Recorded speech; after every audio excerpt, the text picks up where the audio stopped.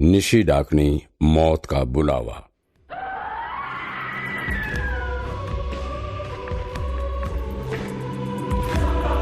अमर, वेदिका और किशोर शहर से अमर के गांव घूमने आए थे। तीनों दोस्त शहर में रहते थे। एक दिन अमर अपने दोनों दोस्तों को अपने गांव घुमाने ले जाता है। उसके दोस्त गांव आकर काफी खुश थे। गांव तो तुमने घुमा दिया, अब गांव के वो पीछे वाला जंगल भी घुमा दो, जिसकी कहानियां तुम हमें शहर में सुनाया करते थे। ठीक है, शाम को चलेंगे, वहाँ तुम लोगों को जरूर घुमाऊंगा मैं। फिर शाम को अंधेरे में तीनों दोस्त उस जंगल में घूमने के लिए निकल जाते हैं। तीनों दोस्त पैदल चलते हुए जा रहे थे। कुछ दूर आगे चलने पर अमर उन दोनों को कहीं दिखाई नहीं देता। अरे यार, अमर कहाँ गायब हो गया? अभी तो हमारे साथ ही था। तो मुझे लगता है वो वापस चला गया होगा और अब हमें भी वापस ही चलना चाहिए, क्योंकि तुझे याद है ना कि वो इस रास्ते के बारे में क्या कहानियां सुनाया करता था।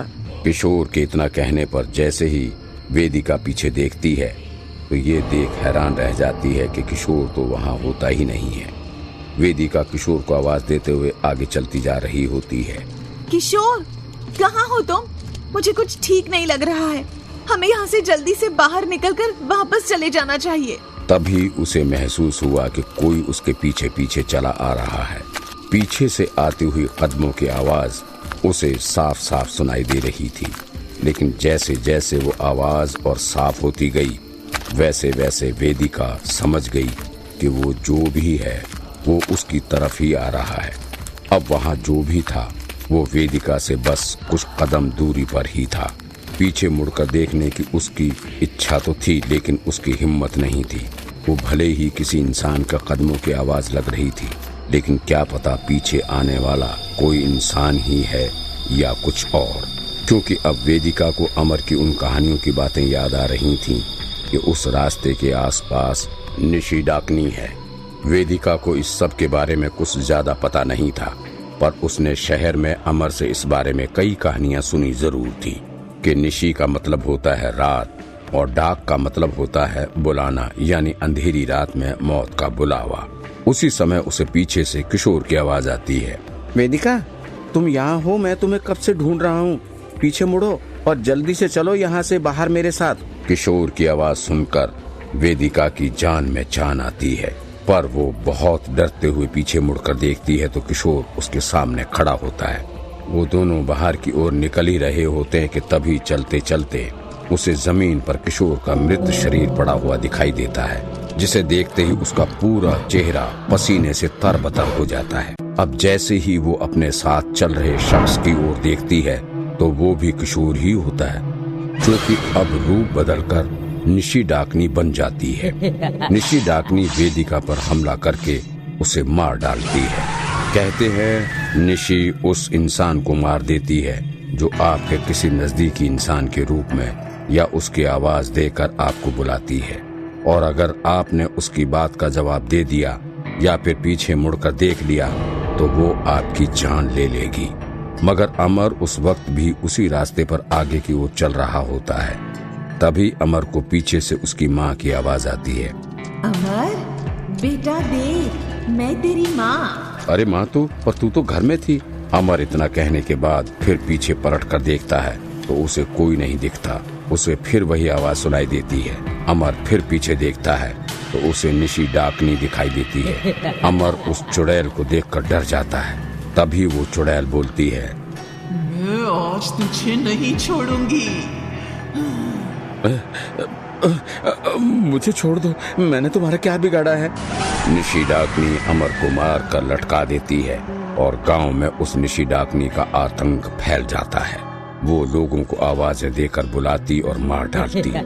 निशी डाकनी एक पेड़ पर खड़ी होती है और जोर से कहती है, इस रास्ते से गुजरने वाले किसी इंसान को नहीं छोड़ूंगी। एक शाम बिमल जी न्यूज़पेपर पढ़ रहे होते हैं और न्यूज़पेपर पर एक खबर पढ़ते हैं। गांव के रास्ते से जा रहे 3 दोस्त मृत पाए गए। आजकल की खबर में सिर्फ हमारे गांव के भूतिया रास्ते और निशी डाकनी के ही चर्चे रहते हैं। तभी बिमल जी की पत्नी राधा वहां आती है और कहती है, हाजी, सुनते हो? कहीं भूल तो नहीं गए हो? कि हमारा बेटा तरुण शहर से कई साल बाद आ रहा है। नहीं नहीं, ये बात कैसे मैं भूल सकता हूँ। चलो मैं उसको कॉल कर लेता हूँ, देखते हैं कि कहाँ तक पहुँचा है। अगर रात हो गई तो बहुत परेशानी हो जाएगी। विमल जी अपने बेटे तरुण को कॉल करते हैं। तरुण फोन उठाता है और कहता है, पापा मैं पहुंच गया हूँ और गांव के पास वाली रोड पर हूँ। कोई ऑटो वाला मेरे साथ चलने के लिए तैयार ही नहीं हुआ और रात भी बहुत हो रही है। अरे तरुण बेटा, तुम्हें पता नहीं है, जिस रास्ते से तुम आ रहे हो वहाँ एक औरत तुम्हें तुम्हारे अपनों के नाम से पुकारती है। अगर तुमने उसको जवाब दे दिया या पीछे पलट के देख लिया तो वो चुड़ैल तुम्हें नहीं छोड़ेगी। पापा जी चिंता मत करो, मैं पहुंच जाऊंगा। मैंने आधा रास्ता पार भी कर लिया है। और क्या आप भी अंधविश्वास पर विश्वास करते हो? चलो फोन रखो, मैं आ रहा हूँ। बेटा सुनो, उस रास्ते के पास एक कृष्ण भगवान का मंदिर है। खतरा महसूस होने पर वहाँ चले जाना। तरुण अपने पिताजी का फोन काट देता है और आगे बढ़ने लगता है। तभी पीछे से तरुण की माँ की आवाज आई, अरे तरुण बेटा आ गया, चल गांव चल, मैं तेरा बहुत अच्छे से स्वागत करूंगी। तरुण थोड़ी अचंभे में पड़ जाता है और डर जाता है, क्योंकि उसे उसके पिता की बात याद आने लगती है। अगर कोई पीछे से अपनों की आवाज में बोले तो उसका जवाब मत देना और आगे बढ़ते रहना, और पीछे तो बिल्कुल मत देखना। फिर तरुण उस आवाज पर ध्यान ना देते हुए आगे बढ़ने लगता है और अब इस बार एक लड़की की आवाज आती है, तरुण चलो ना साथ चलते हैं, न जाने कितने दिनों से तुम मुझसे मिले ही नहीं। पूजा, तुम हो क्या? नहीं, ये आवाज पूजा की नहीं हो सकती, क्योंकि उसे तो पता ही नहीं है कि मैं गांव वापस आ रहा हूँ। लेकिन मैं पीछे नहीं देखूंगा और इसे जवाब भी नहीं दूंगा। चुड़ैल कई बार तरुण को अलग अलग आवाज से उसे पीछे बुलाती गई, मगर तरुण पीछे मुड़कर नहीं देखता। और इस बार उस डायन ने बहुत खतरनाक आवाज में बोला, सुन, इस बार पीछे नहीं देखा तो मैं जाकर तेरी माँ और बाप को मार डालूंगी। पीछे देख या फिर अपने माँ बाप को अलविदा कह दे। नहीं नहीं, मेरे माँ बाप को कुछ मत करना, मैं पीछे देखता हूँ। और वैसे भी अब मैंने तुम्हें जवाब दे दिया है। तरुण पीछे मुड़कर देखता है तो उसे एक बेहद खूबसूरत लड़की दिखाई देती है, जिसे देखते ही वो सब भूलकर उस लड़की के रूप से मोहित हो जाता है। उसके पास जाने लगता है। तभी अचानक से वो लड़की कहीं गायब हो जाती है और एक डायन उसके पीछे खड़ी होती है और जोर जोर से हंसते हुए कहती है, आखिर तूने पीछे मुड़कर देख लिया, अब तेरा भी वही हाल होगा जो औरों का हुआ था। तरुण को फिर अपने पिताजी की बात याद आती है कि उस रास्ते पर एक कृष्ण भगवान का मंदिर है। तरुण डायन को चकमा देकर उस मंदिर की ओर बढ़ने लगता है और डायन दुगनी रफ्तार से तरुण का पीछा करती है और कहती है, तूने मुझे देख लिया है, अब भागने की कोशिश मत कर, आज नहीं तो कल मैं तुझे मार ही डालूंगी। तरुण भागते हुए कहता है, तुम ऐसा क्यों कर रही हो? मुझे नहीं पता, मगर मेरी जान मुझे ज्यादा प्यारी है। तरुण को अब मंदिर नजदीक दिखाई देने लगा था।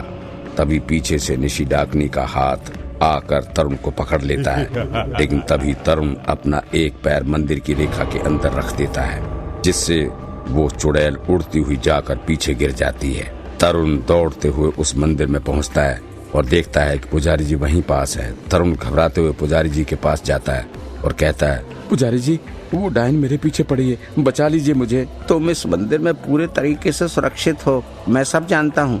तो आप उस डायन को खत्म क्यों नहीं कर देते फिर? एक और बात, वो डायन है कौन? पुजारी जी गंभीरता से तरुण को जवाब देते हैं, देख बेटा, उस डायन को आज तक जिसने देखा है वो बच नहीं पाया, और जिसने देखा और अगर वो लौट पाया तो वही उसे मार सकता है। यही कारण है कि मैं उसे नहीं मार सकता, लेकिन तुमने उसे देखा है तो तुम मार सकते हो। पर अगर तुम कुछ नहीं करते हो तो ये निश्चित है कि वो तुम्हें मार डालेगी। लगभग 1.5 साल पहले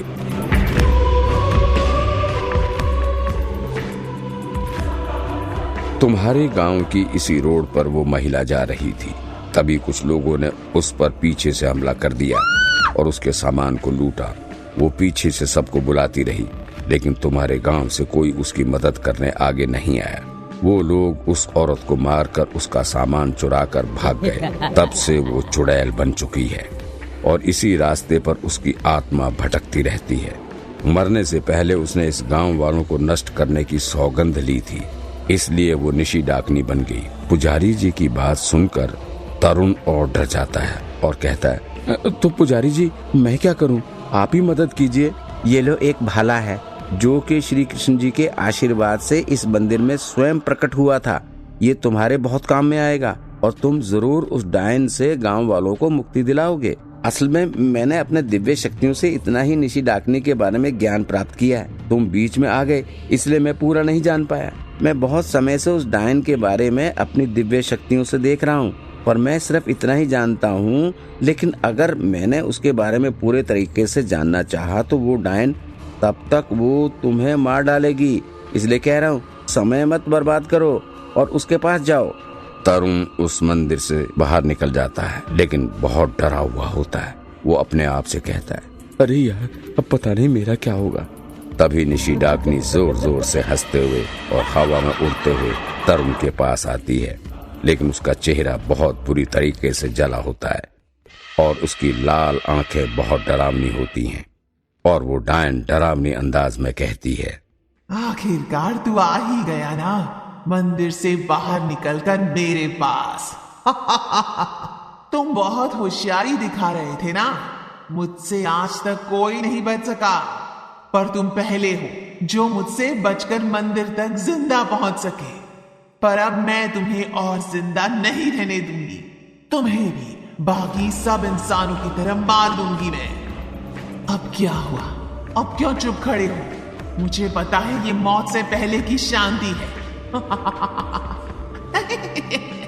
इससे पहले कि वो निशी डाकनी कुछ कर पाती, तरुण उस भाले से उस डायन के ऊपर हमला कर देता है और वो चूक जाता है और वो भाला एक पेड़ पर जाकर गड़ जाता है। निशी डाकनी तरुण को हवा में उठाकर दूर फेंक देती है। वो कुछ नहीं कर पाता और नीचे जमीन पर बेजान सा पड़ा रहता है। मैंने कहा था ना कि कोई इंसान मेरा कुछ नहीं बिगाड़ सकता, क्योंकि मैं हूं निशी डाकिनी, मौत का बुलावा।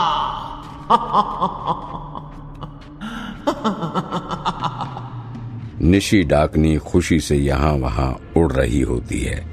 तभी अचानक से तरुण को होश आ जाता है और जमीन पर पड़े हुए ही तरुण कहता है, तूने सही कहा था चुड़ैल, कोई इंसान तुझे नहीं मार सकता, पर ये भगवान का भेजा हुआ भाला तुझे जरूर खत्म कर सकता है।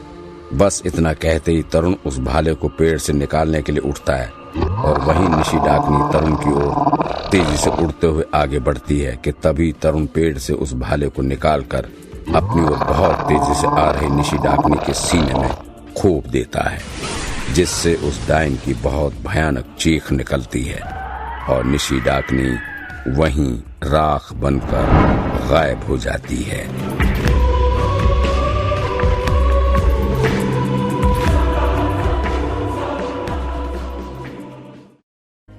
उम्मीद है दोस्तों आपको आज की कहानी पसंद आई होगी। ऐसी और हॉरर स्टोरीज के लिए हमारे चैनल को सब्सक्राइब करें और बेल आइकॉन का बटन दबाना ना भूलें। और अगर आप अपनी कहानी हमारे साथ शेयर करना चाहते हैं तो हमें ईमेल जरूर करें। हमारी ईमेल आईडी नीचे डिस्क्रिप्शन बॉक्स में दी गई है। और हाँ, वीडियो को लाइक और शेयर करना ना भूलें। Thank you.